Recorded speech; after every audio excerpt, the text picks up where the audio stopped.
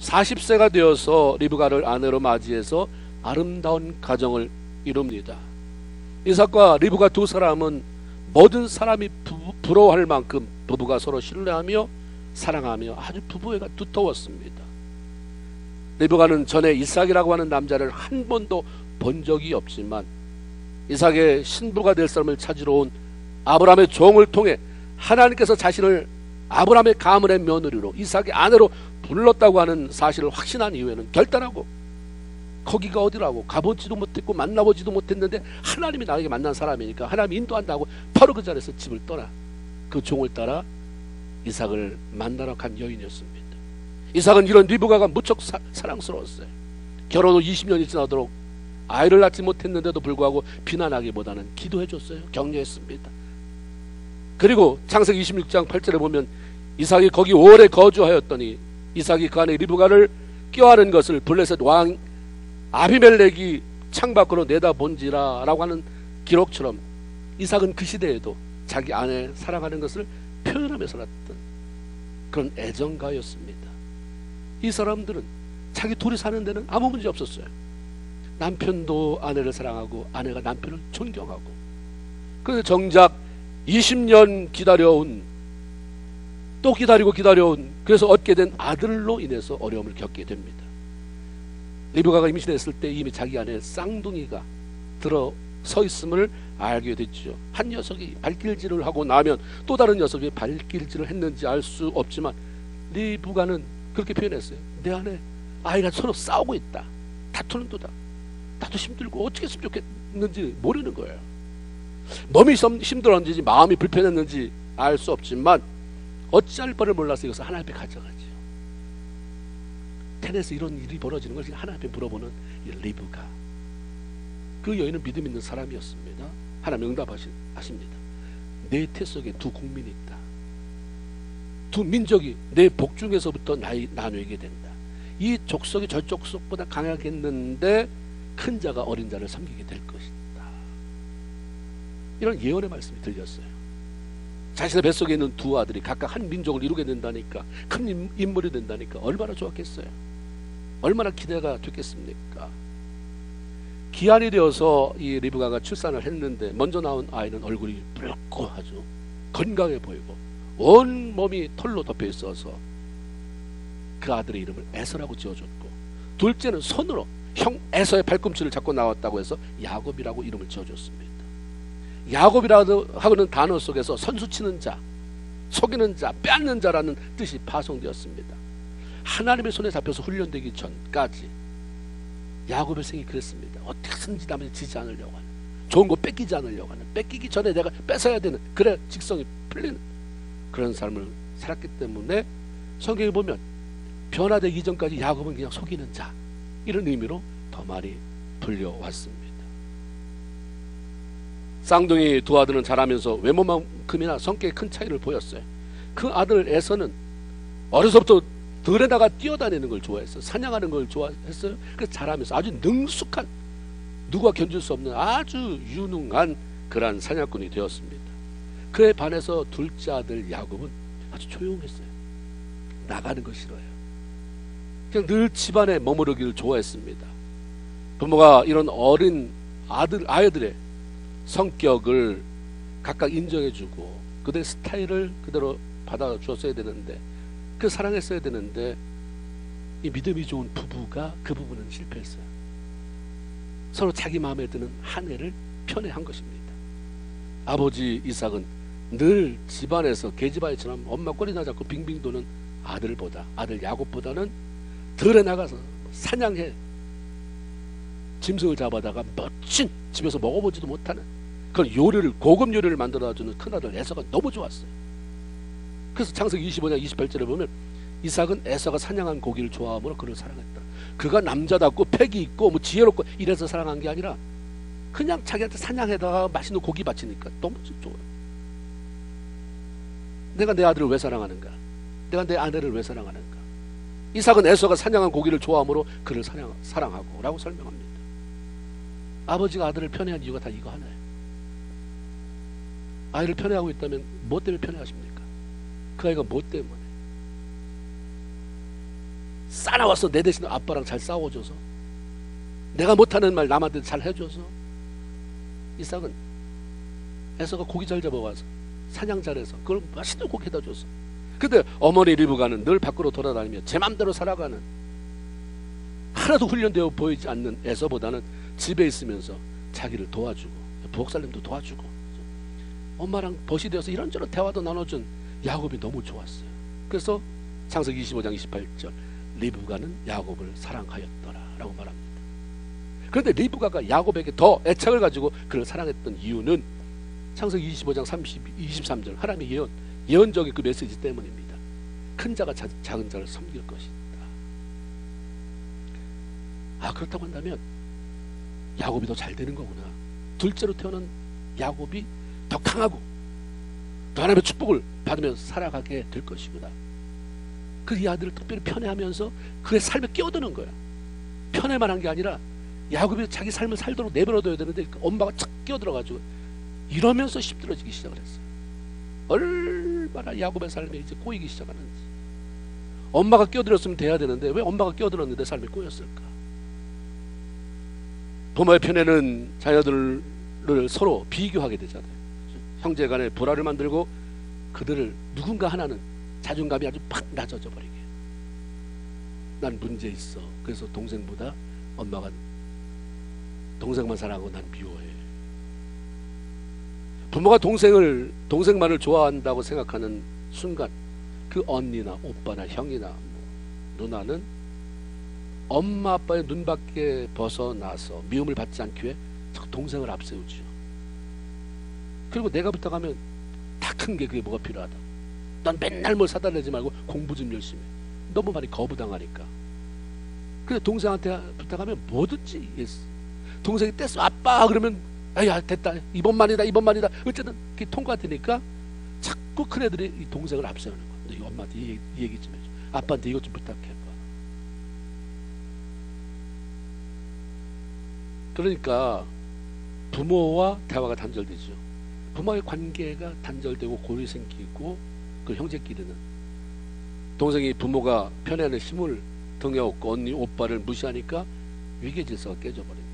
분노가 생겨요. 어렸을 때는 한 집에서 그냥 살지만 커가면 정이 없어져요. 형제끼리. 엄마가 그렇게 만들어요. 아빠가 그렇게 만들어요. 아이들이 어릴수록 부모의 역할이 큰데 그 중에 편애를 극복하고 모두를 골고루 사랑하며 저마다의 가치를 깨닫고 그들이 당당하게 살아갈 수 있도록 돕는 것이 우리 부모의 역할입니다. 어느 날 에서가 들에서 사냥을 하고 피곤한 몸으로 집에 돌아와 보니 맛있는 냄새가 풍겨나는 거예요. 냄새. 이 냄새가 사람의 삶을 바꿔버려요. 그래서 미국 사람들은 일찍부터 그거 알았나 봐요. 그 사람 만나러 갈 때 향수 뿌리고 그 좋은 호텔들은 들어갈 때 안에 있는 공기보다 안에 있는 밖에 들어가는 그 순간에 그 온도가 겨울이면 더 따뜻하고 여름이면 더 시원하고 거기에 향수를 섞어 놓기도 하고 그 이미지를 주기 때문인 것 같아요. 딱 들었는데 냄새가 너무 좋아요. 오늘날로 말하면 냄새 죽이네. 크게 말해서 아는 분들은 다른 사람이 배우게 야곱이 순 죽에서 나는 냄새였어요. 야곱은 이렇게 살았어요. 집에서 죽이나 쓰고. 그래서 얼른 야곱에게 야, 나 지금 사냥하고 오느라고 피곤하고 배도 고픈데 야 그거 붉은 거 뭐야? 죽 한 그릇 먹자 요청합니다. 그때 보통 동생 같으면 먹고 싶어? 알았어 먹어 했거나 싫어 너도 끓여 먹어 했을 텐데 야곱이 이게 너무 빨리 돌아가는 거예요. 그 순간 거래를 하잖아요. 순수를 뛰어넘어요. 여기 보면 창세기 25장 31절에 야곱이 가로되 형의 장자의 명분을 오늘 내게 팔라. 오늘 내게 팔라라고 말은 오늘 바로 지금이라는 말이기보다는 필요 없으면 빨리 나에게 넘겨주시지 말이에요. 야곱의 내면에는 에서와 거의 동시에 세상에 태어났지만 형의 발꿈치를 잡고 뒤따라 나오므로 큰아들이 되지 못한 것에 대한 한이 아쉬움이 남아 있었던 것 같습니다. 그러니까 비록 동생으로 태어났지만 몸은 네가 형이다. 너 형이야. 너 형이야. 뭐 1분 먼저 났어도 30초 먼저 났어도 형은 형인데 네가 가지고 있는 그 authority, 권위, 장자가 갖게 되는 그 명분 장자가 가지게 되는 법적 권리만이라도 내 것으로 만들고 싶다는 그 생각이 너무 꽉 찬 거예요. 이런 사람 당해낼 수 없어요. 그렇죠? 그냥 난 형이다 하고 다녔는데 이 동생은 그래 너 형 해라. 근데 네 장자의 명분은 내가 받아서 하나님이 널 주려고 하는 축복이 내게 오게 만들고 싶다. 왜 야곱은 그렇게 장자가 되고 싶었을까? 그것은 장자가 갖는 특권 때문입니다. 아버지가 죽은 후에 동생들보다 더 많은 재산을 상속받을 수 있는 게 장자였어요. 무엇보다도 하나님께서 아브라함에게 약속하신 가나안 땅과 후손에 대한 언약을 계승받을 수 있는 축복이 주어진다고 하는 거죠. 아브라함이 네 후손을 통해서 하늘의 별처럼 바다의 모래알처럼 수많은 자손이 생기고 땅을 준다고 했을 때 자기만 알겠어요? 그다음 이삭에게 얘기하잖아요. 아브라함이 이삭에게 그를 약속을 전승시켜요. 구전을 계속 말해줘요. 계속 말해줘요. 하나님도 또 내가 너 아버지한테도 말했지만 그래서 또다시 확증을 시켜줘요. 이삭이 알고 있었거든. 이삭이 두 아들에게 그 얘기 안 했겠어요? 계속 얘기하는 거죠. 계속 얘기하는데 그렇다고 한다면 저 약속, 저 계승의 약속, 저 축복의 약속은 우리 형이 갖는 거잖아. 나의 차가 1년도 아니고 2년도 아니고 그냥 단지 내가 우리 형 뒷발꿈치를 잡고 나왔는데 나는 돛자로 밀려서 저 형이 갖는 거잖아. 이걸 알았기 때문이에요. 그럼 야곱이 이 장자의 명분이 중요하다고 하는 것들에 대한 정보를 어떻게 알을 수 있었을까? 집에 머물러 있었기 때문이에요. 너무 집 밖으로 뛰어나가면 부모가 갖는 무식한 부모에게도 하나님 주시는 세상 뭐 배운 게 없어서 무식하더라도 삶을 통해서 신앙의 부모면 기도하면서 말씀 읽으면서 주는 지혜가 있거든요. 그 지혜를 배우는 자식들이 훨씬 더 잘 되는 거예요. 바빠서 나가 있더라도 정기적으로 그걸 들어야 돼. 부모에게. 부모가 잘못되라고 그래요? 너 어디 가서 빠져 죽으라고 말하겠어요? 이렇게 살아라, 이렇게 살아라. 야곱의 특권이 뭐였냐면 그걸 안 거예요. 깨우친 거예요. 형은 맨날 사냥하러 그러니까 집에 오면 피곤해서 자기 바쁘고 눈 뜨면 사냥하러 나가고 언제 무슨 얘기를 들어요? 매일 엄마 옆에 있으니까 엄마가 아버지하고 대화한 얘기, 또 리브가가 자기가 믿음으로 했던 다 들었을 거 아니에요. 야, 그래서 나 처녀 때 말이야, 나 전혀 그런 생각하지 못하고 물 길러 갔는데, 야, 니네 할아버지 아브라함이 보낸 그 니네 아버지 며느리값을 고르러 왔단다 그랬을 때 난 뭣도 모르고 그냥 내가 하던 대로 그렇게 물 드실래요? 그리고 나서 야, 저기 짐승도 있는데 힘들어 보이니까 거기다가 내가 좀 물 좀 줄까? 이랬더니 자기가 기도했다나 뭐래나 딱 만든다고 나를 글쎄 며느리값 하나님 줬다고 말했어. 그래서 오늘 너를 낳았다. 이런 얘기도 안 들었겠어요?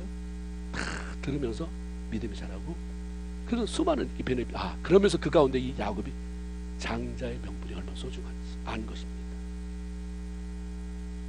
그래서 야곱이 뭐가 대신 장자의 명분을 나한테 팔지, 필요 없으면 나 줘. 야곱의 제안에 대한 형 에서의 반응이 뭐였어요? 여기 오늘 본문하고 바로 전인데 25장 32절에 보면, 그래, 이게 현대어 성경이 이렇게 돼 있어요. 그대로 읽어드릴게요. 그래, 내가 지금 배가 고파 죽을 지경인데 내가 가지고 있는 장자권이 무슨 소용이 있겠니?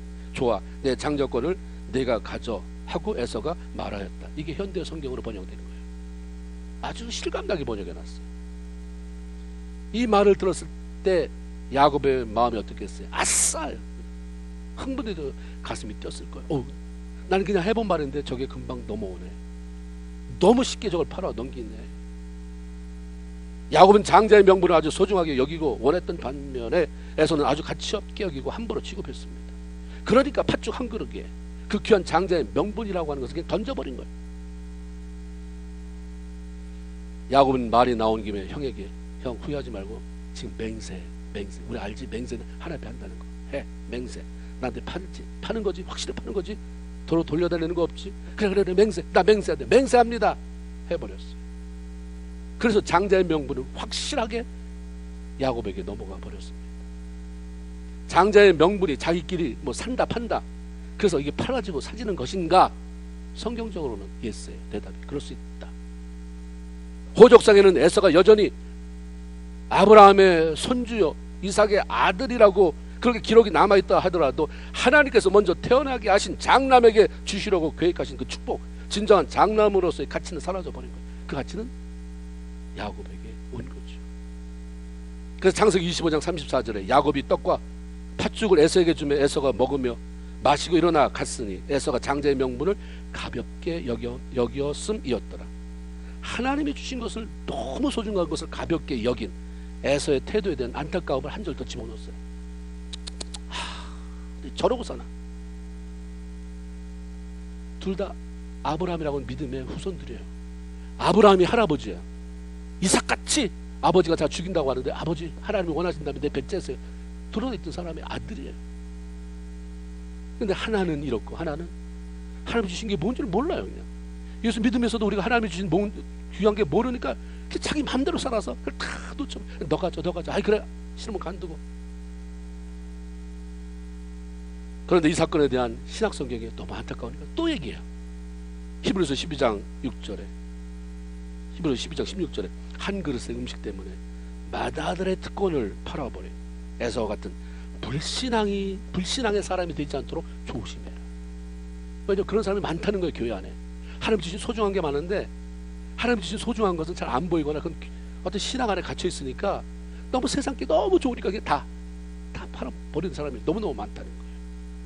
세상에 하찮은 것 잡으려고 하나님께서 주시는 특권을 팔아버리지 말아라.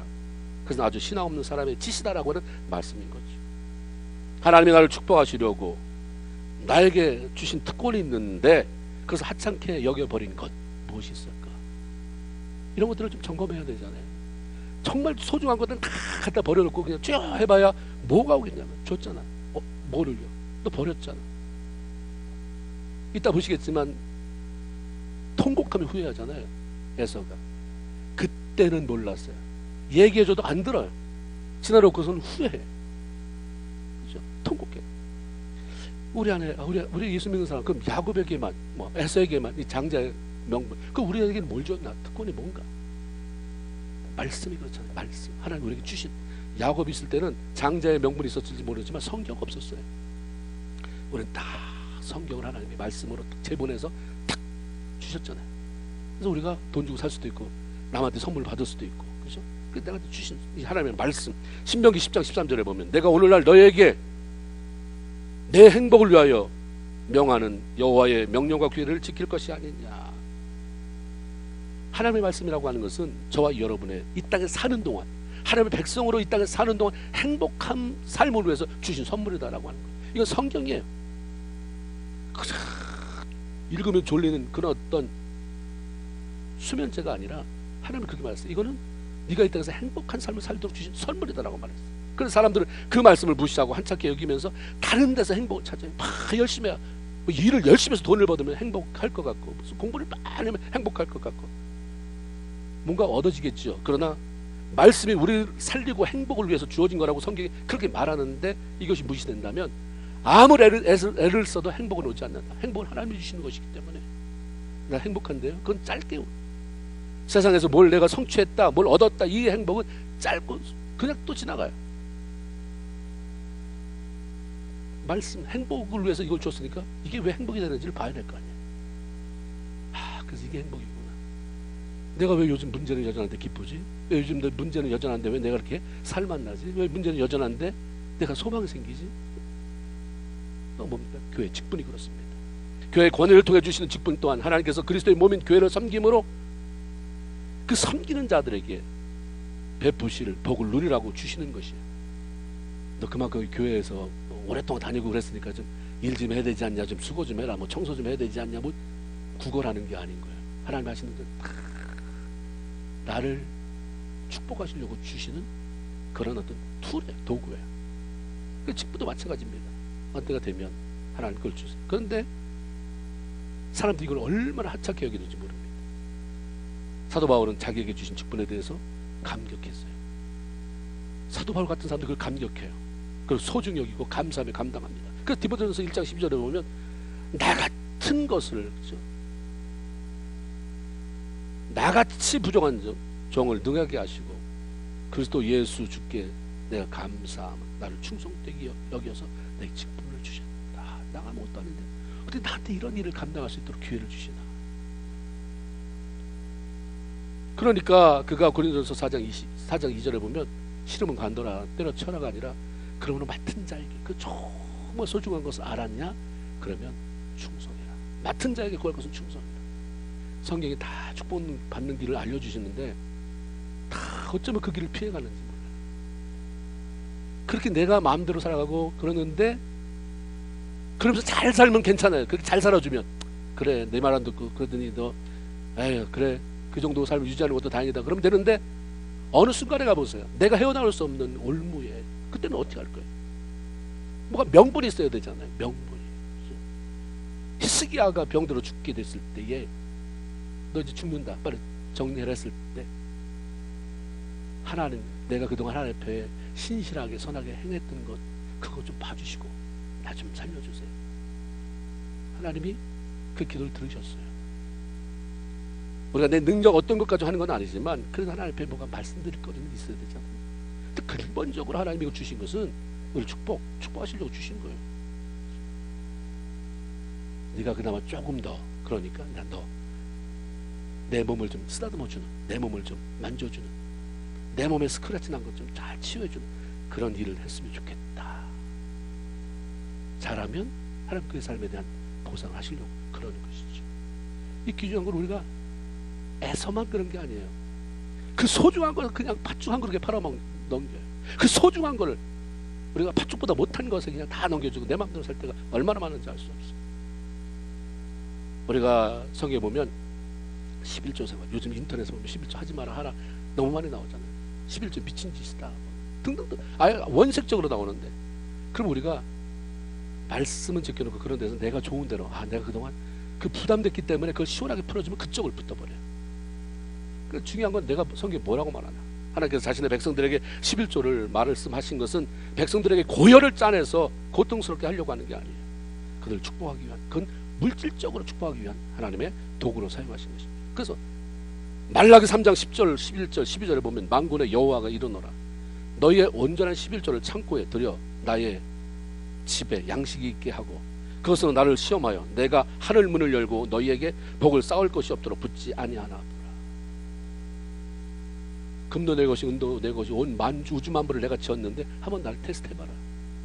너 맨날 힘들다고 하나님 주시옵소서 하지 말고 그러면 해봐라. 여기 바가지 물 한 바가지가 있어요. 우물이 있습니다. 펌프가 있어요. 펌프물. 물이 꼭 필요해요. 이거 가지고 택도 없어요. 먹어 치우고 말 것입니까? 내가 못 먹더라도 우리는 그건 뭐를 거기다 집어넣고 계속 하다 보면 어느 순간 공기가 압축되어져서 바가지하고는 상관없는 물이 나오잖아요. 하나님 우리에게 그렇게 말씀하시는 거예요. 네가 맨날 힘들다 어렵다고 하면서 내가 알려주지 않느냐 이거예요. 알려주지 않는. 그리고 안 되면 나한테 따져. 하나님 하시는 방법들 했는데, 왜냐면 여기 시험해보라고 했으니까 나한테 시험해봐라. 그렇게 되는지 안 되는지. 만군의 여호와가 이르노라 내가 너희를 위하여 메뚜기를 금하며 너희 토지 소산물을 먹어 없애지 못하게 하며 너희 밭에 포도 열매가 기한전에 떨어지지 않게 하리니 너희 땅이 아름다워 모든 이방 민족이 너를 보면서 참 복받은 민족이다 하리다. 대단한 11조 우리가 드렸다고 해서 30배 60배 100배로 갑자기 돈이 불어나는 게 아니라 내가 네 삶에, 네 가정에, 네 사업대에 황충금하게 합니다. 메뚜기 떼가 가서 한번 지나가니까 다 없어진 것처럼 열심히 수고했는데 거둘 것이 없도록 만드는 그 모든 걸 막아주겠다. 그래서 하나님이 우리가 이 땅에 사는 동안에 내가 수고한 대로 먹는 것만 해도 굉장히 축복이에요. 땀 흘려서 일했는데 다 새나가요. 사고로 새나가, 아파서 새나가, 뭐로 새나가 막아준다잖아요. 황충을 금하게 한다잖아요. 하나님이 이렇게 말씀해 주신 거예요. 그래서 하나님이 오늘날 사탄은 자꾸 이런 말을 하면 교회가 돈만 한다. 그래서 사람들이 하면 자기만 하면 괜찮은데 옆에 사람한테 그래가지고 그 사람이 오늘 축복을 다 막아놔. 그렇구나. 그럼에도 불구하고 믿음 있는 사람은 해서 복받은 것을 넌 정말 복받은 사람이구나가 사람들이 그렇게 알게 만들고 전해서 그 사람도 그렇게 만들어 줘야 되는 것이에요. 하나님께서 주시는 복을 누리기 위한 최고의 방법은 하나님께서 말씀하신 것, 이미 주신 것들을 소중하게 여기고 살아가는 것입니다. 애서같이 미련한 자의 삶, 소중한 것을 그냥 다 날려보내고 그 나중에서 방송되고 가고 내 인생은 왜 이렇습니까? 내 꼴. 그럼 하나님이 뭐라고 말씀하시겠어요? 미련한 자가 되지 아니하고 지혜로운 자가 되어져서 우리 삶이 정말 하나님이 계획한 대로 잘 열리고, 그래서 너가 이 땅에 머무는 동안 원하는 삶이 그런 삶이다.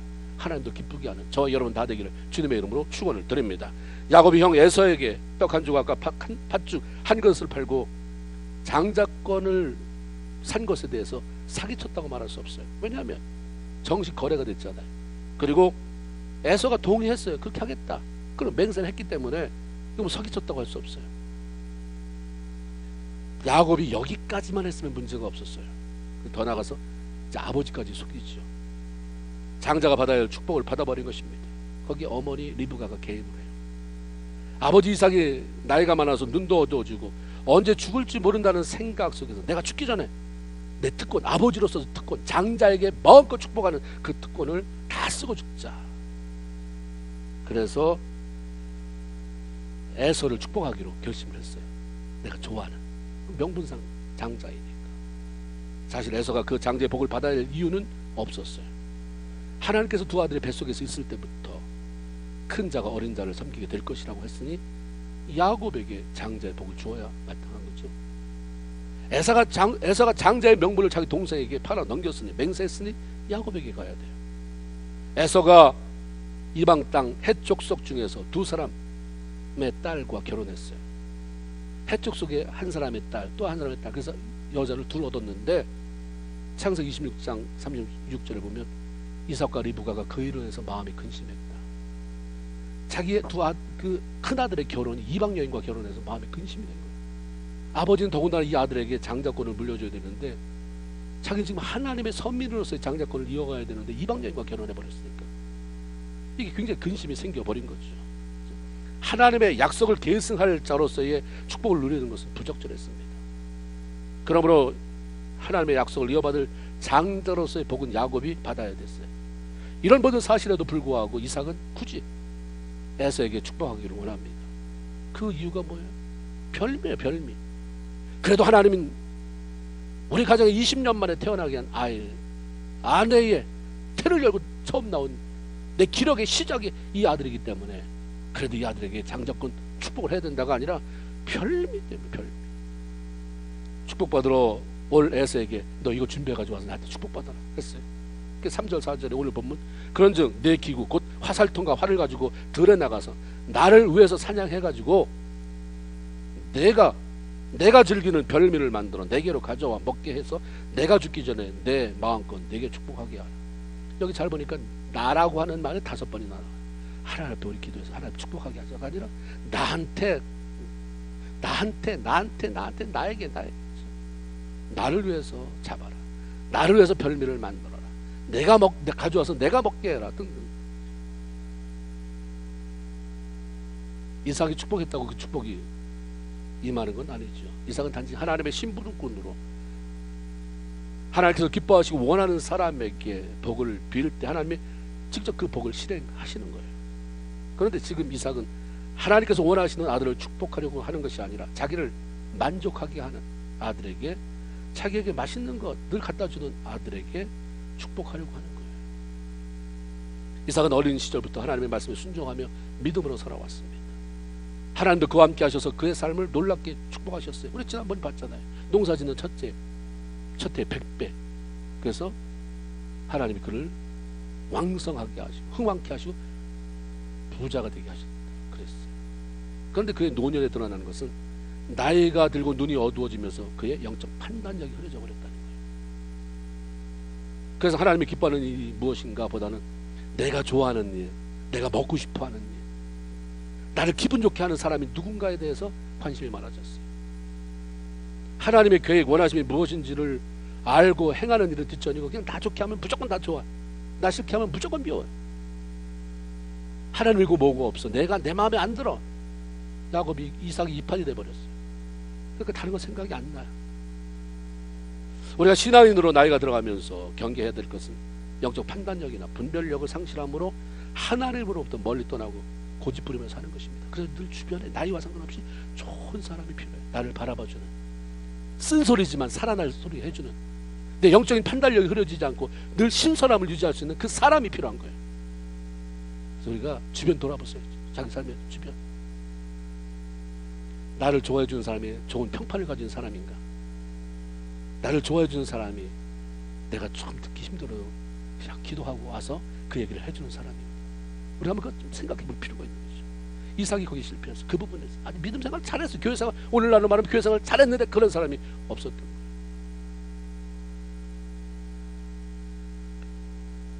리브가가 이삭이 자기 큰아들 에서와 얘기하는 거 다 들었어요. 거기는 아버지가 아들 큰아들을 불러서 내가 널 축복할 거니까 가서 사냥해서 짐승 잡아다가 맛있는 음식해서 나한테 와라. 그럼 내가 마음껏 축복하겠다고 하는 얘기를 리브가가 들었어요. 이 사람한테 얘기한 게 아니에요. 그 자리에 없었는데 들었어요. 이걸 어떻게 들었다고 말해요? 엿들었다고 말하죠. 엿들었다. 그렇다고 한다면 남편 이삭과 대화했어야 되죠. 자기가 이거 안 했는데 했으면 에서에게 축복하는 것이 합당치 않지 않습니까? 다른 아이들이면 몰라도 장자권을 물려받아서 아버지 하나님의 그 축복의 약속을 계승받을 사람이라면 이방 여인과 결혼하면 안 되잖아요. 당신 아버지 아브라함도 당신이 그 가나안 땅에서 얼마든지 혼인할 수 있었는데 그거 피하려고 당신을 우리 고향에 보내서 나를 만나게 한 건 아닙니까? 이렇게 얘기해야 되잖아요. 왜 그렇게 결정하셨나요? 물어봤어야 돼요. 근데 리브가는 그렇게 하지 않았어요. 남편과 에서 이야기를 엿들은 그 얘기를 그냥 바로 와서 야곱에게 해주죠. 그러면서 일을 꾸며 아버지가 네 아버지가 글쎄 이렇게 한다고 하더라. 너 한 발 늦기 전에 네가 형보다 빨리 가서 짐승 잡아와. 그래서 염소 새끼 끌고 와라 그랬어요. 그거 끌고 오면 내가 요리해 줄게. 남편과 에서 이야기를 엿드는 것은 비겁한 행동이잖아요. 엿들은 것은 상대방이 나에게 해준 얘기가 아니에요. 그 사람이 다른 사람한테 해준 얘기지 그 사람이 나한테 얘기해 준 게 아니니까 나는 그냥 그거 듣고 들었으면 어떻게 들었으면 그냥 말해야 되는데 그것 가지고 마치 그 사람이 나한테 얘기해 준 것처럼 소문낸다든가 엿들은 얘기는 다 나빠요. 내용이 좋아도 그 사람이 들어서 퍼질 때는 사단이 다 그걸 냄새나게 만들어요. 엿들은 얘기이기 때문에. 그리고 그 일을 가지고 남한테 엿들은 것 가지고 무슨 일을 꾸미잖아요. 그러면 굉장한 망신살에 뻗치게 되어 있어요. 보세요. 엿드는 얘기를 가지고 하다가 어떻게 됐어요? 일이 계속 꼬이기 시작합니다.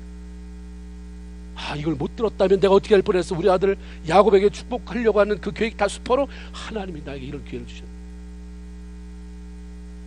근데 엿들어서 어떻게 들었더라도 이게 아니면 대화를 해야 되잖아요. 그래서 확실하게 해야 돼요. 주님은 확실을 좋아하잖아요. 너희가 예면 예요 아니면 아니라 해라. 이에서 지나는 건 다 악이다. 그렇게 말씀하셨어요. 빨리 가서 염소 2마리를 잡으면 아버지가 좋아할 만한 음식 내가 엄마지 않나? 너희 아버지 아내 아니냐? 네 아버지가 좋아하는 음식 내가 맛있게 만들어낼 테니까 가서 잡아와 가지고 와. 근데 야곱이 한 가지가 걱정이 되는 거예요.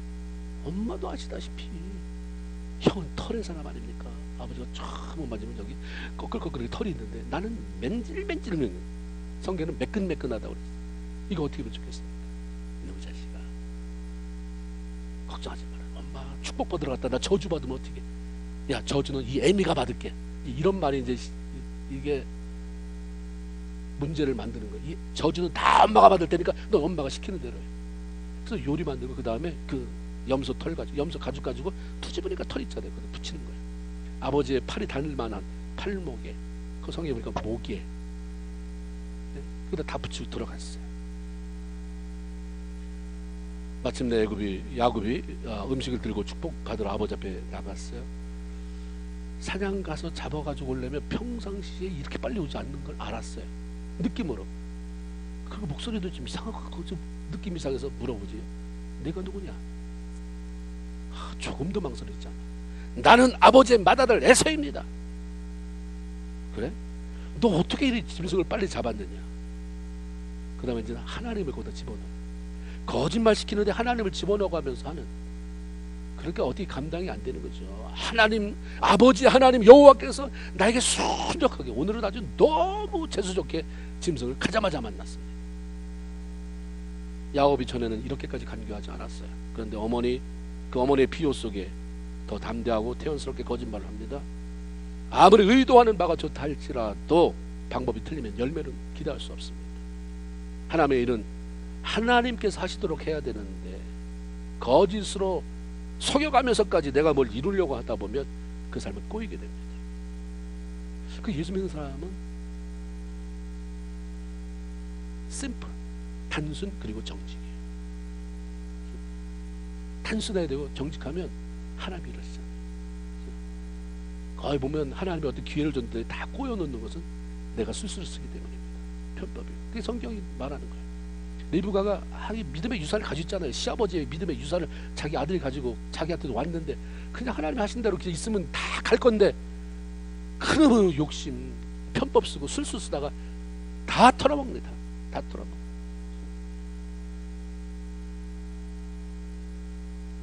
아버지가 확신이 같지 않아요? 한번 더듬어 봐요. 야, 참 신기하다.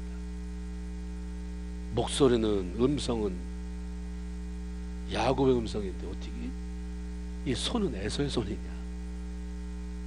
그럼 아버지가 거기서 넌 누구냐 도대체? 이제 판단력 상실했어요. 그냥 음식도 다 먹었겠다. 축복하기 시작합니다. 야곱이 아버지 축복을 받고 얼른 뛰어나와요. 그러자마자 얼마 안 있어서 또 다른 아들이 들어오더니 복을 달라고 구합니다. 아니 금방 장자에게 복을 줬는데 넌 누구냐? 물어요. 야, 넌 누구냐? 방금 전에 내 축복 다 받아갔는데. 그러니까 이 에서잖아요. 아버지의 맏아들 에서입니다 라고 대답했을 때 거기 보면 이삭이 심히 떨었다고 했어요. 벌벌 떨리는 거예요. 왜 떨렸을까요? 두 가지 이유가 있을 것 같아요. 내가 장자를 몰라보고 야곱에게 속아서 저놈의 농간에 넘어가서 저 녀석에게 내가 있는 복 없는 복을 다 빌어줬구나. 또 하나는 내가 실수로 야곱에게 장자가 받을 축복을 다 쏟아부었지만 그것을 통해 하나님은 큰 자가 작은 자를 섬기게 된다는 그 자신의 계획을 이렇게 이루시는구나. 와, 하나님 놀랍다. 그래서 그냥 에서에게 뭐 정을 쏟아붓잖아. 어떻게 하냐 미안해서 이런 말 없어요. 아, 하나님 하시는구나. 그 다음에 그냥 쏟아붓죠. 너는 칼로 망하게 된다.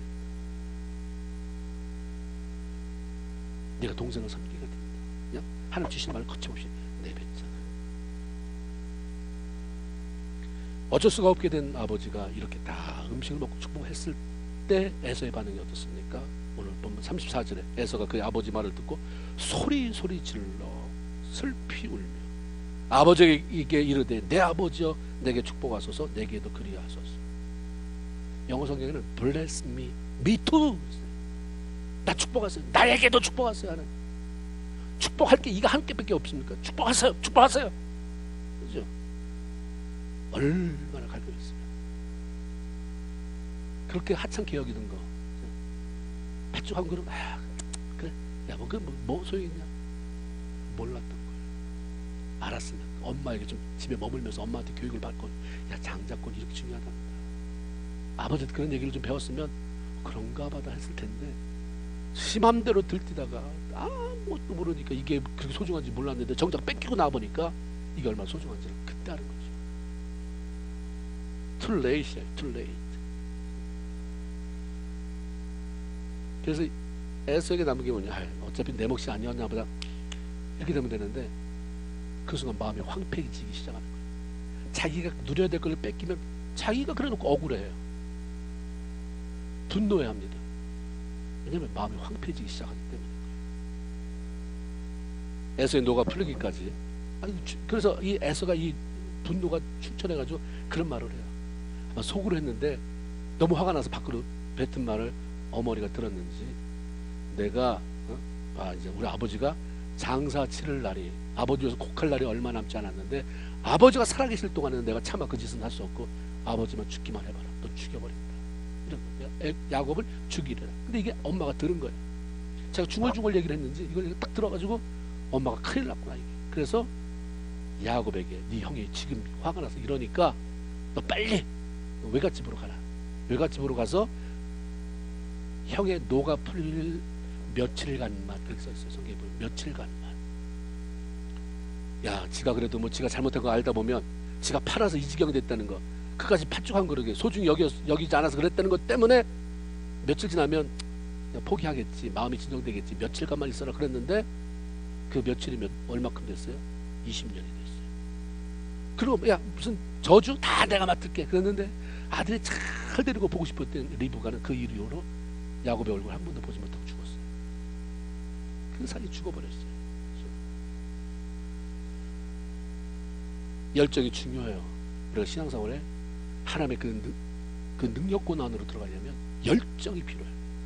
그런데 그 열정이 하나님을 무시하고 내가 나서는 열정은 다 망쳐놔버려요. 하나님도 무시하고 나선 리브가의 열정이 아들 망쳐놨어요. 형제 사이를 이간시켜놨습니다. 원수가 되게 만들었어요.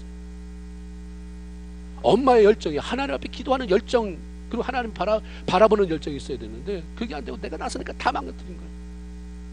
가서 일 저지르는 게 쉽지 하나님 하실 일을 기다리면서 기도하는 것은 너무 힘들어요. 그건 성숙한 사람만 할 수 있는 거예요. 내가 가서 따지고 그거 다 뒤집어 엎고 이거 다 할 수 있어요. 막 술술 쓰고 훨씬 쉽습니다. 근데 그냥 기다리고 참아도 오해사도 하나님이 이렇게 하면서 이게 분명히 하나님 뜻이기 때문에 내가 참고 견디는 건 너무 힘드는데 그 열매는 비교할 수가 없는 거죠. 내가 조급하고 불안해하며 나서지 않아도 하나님은 하나님께서 계획하신 모든 일들을 조금 더 실수하지 않고 이루어 가십니다. 오늘 제목이 뭐예요? 하나님께서 하시도록 내버려 두자. 어떤 그 아동 심리학자가 쓴 걸 보니까 거기 썼어요. 아빠, 엄마 부탁이 있어요. 나는 엄마 아빠보다 세상을 많이 못 봤기 때문에 실수가 많아요.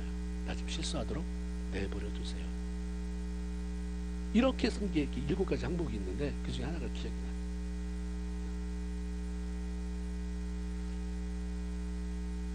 우리가 이 땅에 사는 동안에 참 하나님을 섬긴다고 하면서도 하나님이 내 안에 제한받아서 너무 답답할 때가 많아요. 야, 내가 네 생각 속에 들어가 있고 네 소나기에 젖으면 내가 무슨 하나님이냐. 근데 하나님을 마음껏 풀어놔서 무한하신 하나님, 능력이 하나님, 원대하신 하나님이라고 그러면 감이 안 잡히니까 하나님이 계신지 안 계신지가 안 와닿는 거예요. 내가 집어넣고 막 하나님 들어주실 거 안 들어주실 거 이래야지 우리의 마음이 편하지. 그 무한한 하나님이라고 그러면 어떻게 할 바를 모르는 거예요. 내가 뭘 해서 어떻게 만들어 봐야 되니까 그냥 내버려 둬요. 하나님은 그런 분이라니까. 우리는 그냥 하나님 기도하라니까. 어려움 있으면 기도해라. 하나님이 한다고 하셨으니까 기도하고 기다리고. 우리가 구원받아서 하나님을 아버지라고 모시고 살아가는 사람들이라면 자식의 문제, 사업의 문제, 직장의 문제, 관계의 문제, 모든 것 우리 삶 속에서 일어나는 모든 일들이 하나님께 속해 있다고 하는 것을 알아야 됩니다. 그래서 우리 예수 믿는 사람은 우연이나 없어요. 재수팔자 이런 거 없어요. 다 하나님의 계획 속에 이루어지는 것이라고 확신하고 살아갔잖아요. 그분은 우리보다 우리 문제를 더 잘 아실 뿐만 아니라 그것을 해결해 주실 능력도 가지고 계신 분입니다. 그래서 그 하나님이 시편 46편 10절에서 우리에게 뭐라고 말씀하냐면 이르시기를 너희는 가만히 있어 내가 너희 하나님이 됨을 알지어다. 좀 나서대지 말고 맨날 네가 다 할 것처럼 근심 걱정하고 싸우고 분노하고 그러지 말고 좀 가만히 좀 나대지 말고 좀 가만히 있고 좀 기도하면서 내가 어떻게 하나 좀 기다리고서 봐.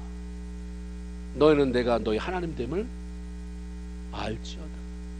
홍해를 건넙니다. 모세가 이스라엘 백성들을 딱 끌고 나왔는데 딱 앞에 홍해가 있잖아요. 어떻게 될 바를 모르는 거예요. 그때 하나님이 모세를 통해서 이스라엘 백성에게 주신 말씀은 뭐예요? 너희는 가만히 있어. 오늘날 하나님이 너희를 위해서 행하시는 일을 봐라. 뭐 가만히 안 있을 수 없잖아요.